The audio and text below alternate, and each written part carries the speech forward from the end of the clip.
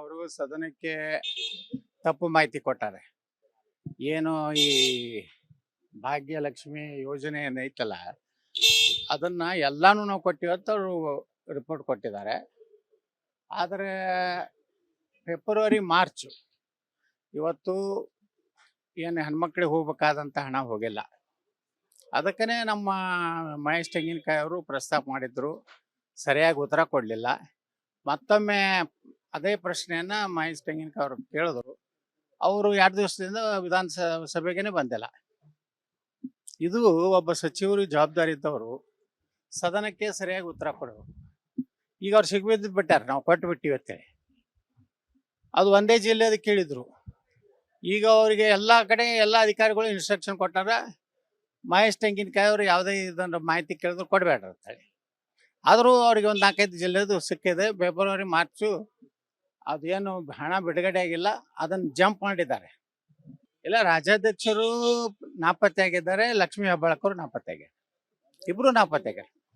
ಅದೇ ಇಬ್ಬರು ನಾಪತ್ತೆ ಆಗಿದ್ದಾರೆ. ಇನ್ನೇನು ಮಾಧ್ಯಮದವ್ರು ಹುಡುಕಿ ತೆಗಿಬೇಕಷ್ಟೇ.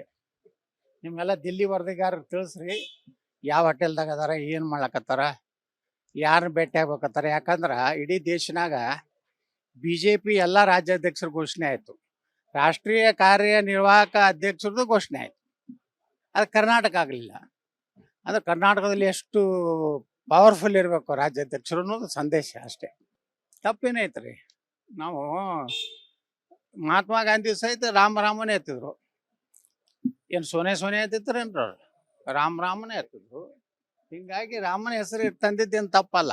ಇನ್ನು ಮ್ಯಾಗ ಈ ದೇಶನಾಗ ರಾಮನು ಇರೋವನೇ, ಭಗವಾ ಜೆಂಡಾನು ಇರೋದೇ, ಹಿಂದುತ್ವ ಇರೋದೇ. ಕಾಂಗ್ರೆಸ್ನವ್ರು ಏನು ಲಗ ಹೊಡೆದ್ರು ಇನ್ನು ಮ್ಯಾಗ ಬಿಹಾರ್ನಾಗ ಹೆಂಗೆ ಹಿನಾಯಿ ಸೋತರು, ಇನ್ನು ಎಲ್ಲ ಕಡೆ ಹಿನಾಯಿ ಸೋಳ್ಕೋತೇ ಹೋಗಾರ ಅವ್ರು. ಯಾಕಂದ್ರೆ ರಾಮ ವಿರೋಧಿಗಳು ವಾಜಪೇಯಿ ಹೇಳಿದ್ರು ಸಂಸತ್ನಲ್ಲಿ, BJP ಜೋಡ ನೀವು ಬೇಕಾದಷ್ಟು ಜಗಳಾಡ್ರಿ, BJPನ ಬೇಕಾದಷ್ಟು ಟೀಕಾ ಮಾಡ್ರಿ, ಆದ್ರೆ ರಾಮನ್ ಟೀಕಾ ಮಾಡ್ಲಕ್ಕೆ ಹೋಗ್ಬೇಡ್ರಿ. ರಾಮನ್ ಟೀಕಾ ಮಾಡಿದ್ರೆ ಎಲ್ಲ ಮಾನ ತಿಂದಾರ್ತು ವಾಜಪೇಯಿ ಅವಾಗ ಹೇಳಿದ್ರು. 40 ವರ್ಷದ ಹಿಂದೆ ಪಾರ್ಲಿಮೆಂಟ್ನಲ್ಲಿ ಕಾಂಗ್ರೆಸ್ಸಿಗೆ ಬುದ್ಧಿವಾದ ಹೇಳಿದ್ರು. ಆದರೆ ಇವತ್ತು ರಾಮನ ವಿರುದ್ಧ ಮಾಡಿ ಇಲ್ಲಿಗೆ ಬಂದಾರ. ಏನಿಲ್ರಿ, ಹೈಕಮಾಂಡು ಯಾಕೇನೋ ಕರ್ನಾಟಕ ಒಂದು ನಿರ್ಣಯ ತಪ್ಪು ತೊಗೊಂಡದ್ ನನಗನ್ನಿಸ್ತದೆ. ಅವನು ಅಧ್ಯಕ್ಷ ಮಾಡಬಾರ್ದಾಗಿತ್ತು, ಅದಕ್ಕೆ ಅರ್ಹತೆ ಇರಲಿಲ್ಲ. ನಮ್ಮ ಪೂಜ್ಯ ತಂದೆಯವರು ಭಾಳ ದುಡ್ದಾರ. ಸೈಕಲ್ ಎಲ್ಲರ ಸೈಕಲ್ ಹೊಡೆದಾರ. ವಾಜಪೇಯಿ ಸೈಕಲ್ ಹೊಡೆದಾರ. ಅದ್ವಾನಿಯವರು, ನಾವೆಲ್ಲ ಅದ್ವಾನಿಯವ್ರ ಜೊತೆಗೆ ಒಂದು ಕಾರ್ಯಕ್ರಮ ಹೋಗಿದ್ದೆ. ಅವ್ರು ಹೇಳಿದ್ರು, ಎತ್ತಿನ ಗಾಡಿ ಹೋಗ್ಯಾರ ಹಳ್ಳಿಗೆ. ರಾಜಸ್ಥಾನದಲ್ಲಿ ಪ್ರಚಾರಕರಿದ್ರು RSS. ಅದಕ್ಕೆ ತಂದೆ ಮಾಡ್ಯಾನ ಅಂತೇಳಿ ತಂದಿದ್ದೆಲ್ಲ ಪೋಸ್ಟ್ ಕೊಡ್ಲಿಕ್ಕೆ ಈ ರಾಜ ಮಹಾರಾಜರ ಕಾಲ ಅಲ್ಲದು. ಇದು ಪ್ರಜಾತಂತ್ರ. ನೀವು ನಿಮ್ಮ ಮಗನ್ನ ತಯಾರು ಮಾಡ್ಬೇಕಂದ್ರೆ ಅಷ್ಟು ಅರ್ಹತೆ ಯೋಗ್ಯತೆ ಇರಬೇಕು.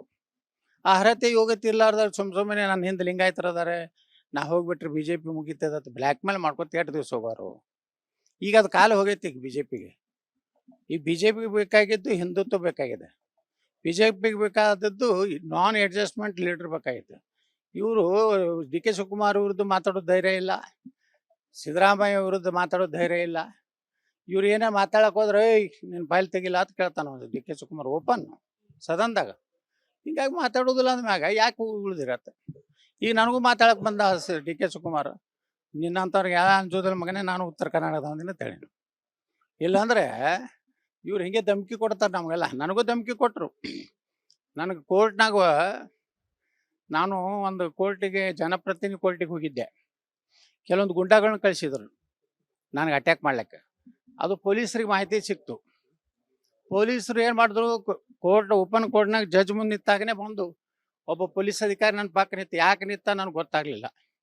ನಾನು ಅರೆಸ್ಟ್ ಮಾಡ್ತಾರೋ ಏನೋ ಅಂತ ನಾನು ವಿಚಾರ ಮಾಡ್ತಿದ್ದೆ. ಆದ್ರೆ ಹೊರಗೆ ಬಂದ ಮ್ಯಾಗ ಅವರು ಪೊಲೀಸ್ ಅಧಿಕಾರಿಗಳು ಹೇಳಿದ್ರು, ನಿಮಗೆ ಅಟ್ಯಾಕ್ ಮಾಡ್ಬೇಕಂತೇಳಿ ಕೋರ್ಟಿನ ಆವರಣದಲ್ಲಿ ಬಂದಾರೆ, ಅದಕ್ಕೆ ನಿಮ್ಮನ್ನು ನಾವು ಸೆಕ್ಯೂರಿಟಿ ಒಳಗೆ ಇದನ್ನು ಟ್ರಾಫಿಕ್ ಮಾಡಿ ನಾನು ಶಾಸಕರ ಭವನಕ್ಕೆ ಹೋಯ್ದರು. ಒಂದು ಕಂಟಿನ್ಯೂ ಆಗಿ ಪೊಲೀಸರು ನನ್ನ ರೂಮ್ ಮುಂದೆ ಒಬ್ಬ ಪೊಲೀಸರು ನಿಲ್ತರು. ಯಾರು ಅನ್ನೋದು ಹೇಳಬೇಕಾಗಿಲ್ಲ, ಯಾರು ಮಾಡಿದ್ರು. ಪೊಲೀಸ್ ಕಮಿಷನರ್ಗೆ ಇವತ್ತು ಅಲೋಕ್ ಕುಮಾರ್ ಅವರು ಬೆಂಗಳೂರು ಪೊಲೀಸ್ ಕಮಿಷನರ್ ಇದ್ದರು. ಅವ್ರಿಗೆ ಒಂದು ಪತ್ರ ಬರೆದೆ. ಹಿಂಗೆ ಅವರೆಲ್ಲ ಅವಾಗ ಗೃಹ ಮಂತ್ರಿ MB ಪಾಟೀಲ್ ಇದ್ರು. ಅವಾಗ ಸೆಕ್ಯೂರಿಟಿ ಕೊಟ್ಟರು. ಇಲ್ಲಕ್ಕಂದ್ರೆ ಅವತ್ತು ಕೋರ್ಟ್ನಾಗೇ ನನಗೆ ಒಂದು ರೀತಿ ಭಯ ಹೋಗಿಸೋದು. ಬೆಂಗಳೂರಿಗೆ ಬಂದರೆ ಉತ್ತರ ಕರ್ನಾಟಕದವ್ರು ನೋಡ್ತೀವಿ ಅಂತೇನು ಹೇಳಿದ್ದಲ್ಲ, ನೀ ಬಾ ಬೆಂಗಳೂರಿಗೆ ನನಗೆ 2-3 ಮಂದಿ ಸವಾಲ್ ಹಾಕಿದ್ರು.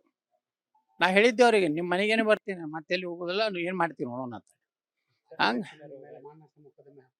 ಹಾಕ್ಲಿರಿ, ಭಾಳ ಚಲೋ ಆಗ್ತದೆ, ಬೆಸ್ಟ್ ಕೆಲಸ. ನಾ ಸ್ವಾಗತ ಮಾಡ್ತೀನಿ ಮಹಾನ್ನಷ್ಟದು. ನಾ ಎಲ್ಲ ಇರೋದು ಬಿಡಿ ಬಿಡಿ ಬಿಡಿ ಬಿಡಿಯಾಗಿ ಕರೋನಾದಾಗ ಎಷ್ಟು ರೊಕ್ಕ ತಿಂದರು, ಯಾವ್ಯಾವ ಟ್ರಾನ್ಸ್ಫರ್ನಾಗ ಎಷ್ಟು ರೊಕ್ಕ ತಿಂದರು, ಕರ್ನಾಟಕದಲ್ಲಿ ಏನೇನು ಹಗರಣಾಗ್ಯಾವು ಎಲ್ಲಾನು ಕೋರ್ಟ್ ಮುಂದೆ ಹೇಳ್ತೀನಿ. 1 ರೂಪಾಯಿದಾಗ ಹಾಕಲಿ, 1 ಕೋಟಿದಾಗ ಹಾಕಲಿ, 1000 ಕೋಟಿದಾಗ ಹಾಕಲಿ. ಮೊದಲು ಹಾಕಿದ್ಮ್ಯಾಗ ಮಾನಹಾನಿ ಭಾಳ ಮಂದಿ ಹಾಕ್ಯಾರ ನನ್ನ ಮ್ಯಾಗ. ಇದು 4ನೇದು ಆಗ್ತೈತಿ. ನೋಡೋಣ, ಒಳ್ಳೆ ಪ್ರಾಮಾಣಿಕರು, ರಾಜ್ಯವನ್ನು ಉಳಿಸುವಂಥವ್ರು, ಭ್ರಷ್ಟಾಚಾರ ರಹಿತ ಆಡಳಿತ ಕೊಡುವಂಥ ವ್ಯಕ್ತಿಗಳು ಬೇಕಾಗಿದ್ದು BJPಗೆ. ಅಂದ್ರೆ ಪೇಪರ್ನಾಗ ಏನಾರು ಅಡ್ವರ್ಟೈಸ್ಮೆಂಟ್ ಕೊಟ್ರೆ ಹೋಗ್ತೇನೆ ಅಂತ. ಬೇಕಾಗಿದ್ದಾರೆ ಕರ್ನಾಟಕದಲ್ಲಿ ಪ್ರಾಮಾಣಿಕ, ಭ್ರಷ್ಟಾಚಾರ ರಹಿತ, JCBಗಳ ಸಹಿತ ಮುಕ್ತವಾಗಿ ಪೊಲೀಸರಿಗೆ ಅಧಿಕಾರ ಕೊಡುವಂಥ ಒಬ್ಬ ನಾಯಕರು ಬೇಕಾಗಿದ್ದಾರೆ. ನಾನೇ ಮೊದಲು ಅಪ್ಲಿಕೇಶನ್ ಹಾಕ್ತೀನಿ. ಯಾವ ಅಪ್ಲಿಕೇಶನ್ ಅಂತ ಒಂದೇ ಬರ್ತದೆ, ಉಳ್ಕಿದ್ದು ಯಾವ ಬರೋದಿಲ್ಲ. ನೋಡಿ, ಅವರು ಸದನಕ್ಕೆ ತಪ್ಪು ಮಾಹಿತಿ ಕೊಟ್ಟಾರೆ. ಏನು ಈ ಭಾಗ್ಯಲಕ್ಷ್ಮಿ ಯೋಜನೆ ಏನೈತಲ್ಲ, ಅದನ್ನು ಎಲ್ಲಾನು ನಾವು ಕೊಟ್ಟಿವತ್ತ ಅವರು ರಿಪೋರ್ಟ್ ಕೊಟ್ಟಿದ್ದಾರೆ. ಆದರೆ ಫೆಬ್ರವರಿ ಮಾರ್ಚ್ ಇವತ್ತು ಏನು ಹೆಣ್ಮಕ್ಳಿಗೆ ಹೋಗ್ಬೇಕಾದಂಥ ಹಣ ಹೋಗಿಲ್ಲ. ಅದಕ್ಕೇ ನಮ್ಮ ಮಹೇಶ್ ತೆಂಗಿನಕಾಯಿ ಅವರು ಪ್ರಸ್ತಾಪ ಮಾಡಿದ್ರು, ಸರಿಯಾಗಿ ಉತ್ತರ ಕೊಡಲಿಲ್ಲ. ಮತ್ತೊಮ್ಮೆ ಅದೇ ಪ್ರಶ್ನೆಯನ್ನು ಮಹೇಶ್ ತೆಂಗಿನಕಾಯಿ ಅವರು ಕೇಳಿದ್ರು. ಅವರು 2 ದಿವಸದಿಂದ ವಿಧಾನಸಭೆಗೇ ಬಂದಿಲ್ಲ. ಇದು ಒಬ್ಬ ಸಚಿವರು ಜವಾಬ್ದಾರಿ ಇದ್ದವರು ಸದನಕ್ಕೆ ಸರಿಯಾಗಿ ಉತ್ತರ ಕೊಡಬೇಕು. ಈಗ ಅವ್ರು ಸಿಗ್ಬಿದ್ದು ಬಿಟ್ಟಾರೆ, ನಾವು ಕೊಟ್ಟು ಬಿಟ್ಟಿವಿ ಅಂತೇಳಿ. ಅದು ಒಂದೇ ಜಿಲ್ಲೆದು ಕೇಳಿದ್ರು. ಈಗ ಅವರಿಗೆ ಎಲ್ಲ ಕಡೆ ಎಲ್ಲ ಅಧಿಕಾರಿಗಳು ಇನ್ಸ್ಟ್ರಕ್ಷನ್ ಕೊಟ್ಟಾರ, ಮಹೇಶ್ ತೆಂಗಿನಕಾಯಿ ಅವರು ಯಾವುದೇ ಇದನ್ನು ಮಾಹಿತಿ ಕೇಳಿದ್ರು ಕೊಡಬೇಡ್ರಿ ಅಂತೇಳಿ. ಆದರೂ ಅವ್ರಿಗೆ ಒಂದು 4-5 ಜಿಲ್ಲೆದು ಸಿಕ್ಕಿದೆ. ಫೆಬ್ರವರಿ ಮಾರ್ಚು ಅದೇನು ಹಣ ಬಿಡುಗಡೆ ಆಗಿಲ್ಲ, ಅದನ್ನು ಜಂಪ್ ಮಾಡಿದ್ದಾರೆ. ಇಲ್ಲ, ರಾಜ್ಯಾಧ್ಯಕ್ಷರು ನಾಪತ್ತೆ ಆಗಿದ್ದಾರೆ, ಲಕ್ಷ್ಮೀ ಹೆಬ್ಬಾಳ್ಕರ್ ನಾಪತ್ತೆ ಆಗ್ಯಾರ, ಇಬ್ಬರು ನಾಪತ್ತೆ ಆಗ್ಯಾರ. ಅದೇ ಇಬ್ಬರು ನಾಪತ್ತೆ ಆಗಿದ್ದಾರೆ. ಇನ್ನೇನು ಮಾಧ್ಯಮದವ್ರು ಹುಡುಕಿ ತೆಗಿಬೇಕು ಅಷ್ಟೇ.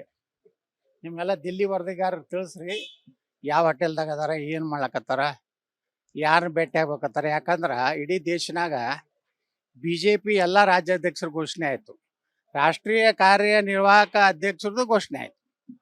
ಅದು ಕರ್ನಾಟಕ ಆಗಲಿಲ್ಲ. ಅಂದ್ರೆ ಕರ್ನಾಟಕದಲ್ಲಿ ಎಷ್ಟು ಪವರ್ಫುಲ್ ಇರಬೇಕು ರಾಜ್ಯಾಧ್ಯಕ್ಷರು ಅನ್ನೋದು ಸಂದೇಶ ಅಷ್ಟೇ. ತಪ್ಪೇನೈತ್ರಿ. ನಾವು ಮಹಾತ್ಮ ಗಾಂಧಿ ಸಹಿತ ರಾಮನೇ ಎತ್ತಿದ್ರು. ಏನು ಸೋನೆ ಎತ್ತಿದ್ರೇನ್ರ? ರಾಮನೇ ಎತ್ತಿದ್ರು. ಹಿಂಗಾಗಿ ರಾಮನ ಹೆಸರು ತಂದಿದ್ದೇನು ತಪ್ಪಲ್ಲ. ಇನ್ ಮ್ಯಾಗ ಈ ದೇಶನಾಗ ರಾಮನು ಇರೋವನೇ, ಭಗವ ಜೆಂಡಾನು ಇರೋದೆ, ಹಿಂದುತ್ವ ಇರೋದೆ. ಕಾಂಗ್ರೆಸ್ನವ್ರು ಏನು ಲಗ ಹೊಡೆದ್ರು ಇನ್ನು ಮ್ಯಾಗ ಬಿಹಾರ್ನಾಗ ಹೆಂಗೆ ಹಿನಾಯಿಸಿ ಹೋದ್ರು, ಇನ್ನು ಎಲ್ಲ ಕಡೆ ಹಿನಾಯಿಸಿ ಹೊಡ್ಕೋತೇ ಹೋಗಾರ ಅವ್ರು. ಯಾಕಂದ್ರೆ ರಾಮ ವಿರೋಧಿಗಳು ವಾಜಪೇಯಿ ಅವರು ಹೇಳಿದ್ರು ಸಂಸತ್ನಲ್ಲಿ, BJP ಜೋಡ ನೀವು ಬೇಕಾದಷ್ಟು ಜಗಳಾಡ್ರಿ, BJPನ ಬೇಕಾದಷ್ಟು ಟೀಕಾ ಮಾಡ್ರಿ, ಆದ್ರೆ ರಾಮನ್ ಟೀಕಾ ಮಾಡ್ಲಕ್ಕೆ ಹೋಗ್ಬೇಡ್ರಿ. ರಾಮನ್ ಟೀಕಾ ಮಾಡಿದ್ರೆ ಎಲ್ಲ ಮಾನ ತಿಂದಾರ್ತು ವಾಜಪೇಯಿ ಅವಾಗ ಹೇಳಿದ್ರು. 40 ವರ್ಷದ ಹಿಂದೆ ಪಾರ್ಲಿಮೆಂಟ್ನಲ್ಲಿ ಕಾಂಗ್ರೆಸ್ಸಿಗೆ ಬುದ್ಧಿವಾದ ಹೇಳಿದ್ರು. ಆದರೆ ಇವತ್ತು ರಾಮನ ವಿರುದ್ಧ ಮಾಡಿ ಮಾಡಿ ಮಾಡಿ ಇಲ್ಲಿಗೆ ಬಂದಾರ.